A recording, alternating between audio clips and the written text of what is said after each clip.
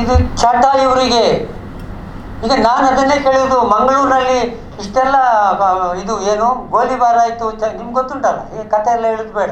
ಆದರೆ ಈಗ ಹಿಂದೆ ಯಾರು ಕೈವಾಡ ಇತ್ತು? 10 ವರ್ಷದಲ್ಲಿ 22 ಹೆಣ ಬಿದ್ದ ನಗರದಲ್ಲಿ ಕುತ್ಕೊಂಡು ಅವ್ರು ಹೇಳುವ ಮಾತಾ ಇದು?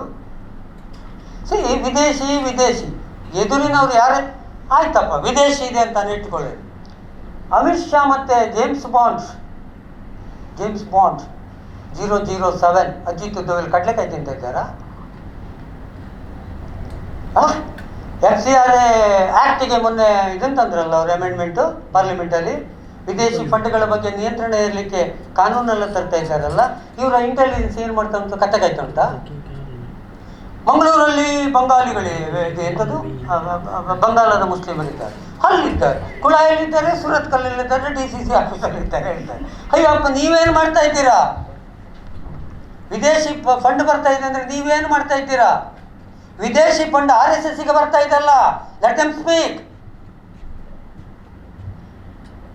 ವಿದೇಶದಿಂದ, ವಿದೇಶಿ ನೆಲದಿಂದ ಒಂದೇ ₹1 RSSಗೆ ಬಂದಿಲ್ಲ ಅಂತ ಹೇಳಿ ನೋಡೋರು.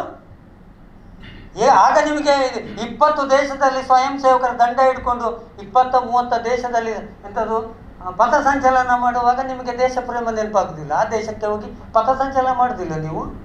40 ದೇಶದಲ್ಲಿ ನಿಮ್ಮ ಸಂಘಟನೆಗಳನ್ನು ನೀವು ರಿಜಿಸ್ಟರ್ ಮಾಡಿಕೊಂಡಿದ್ದೀರಲ್ಲ.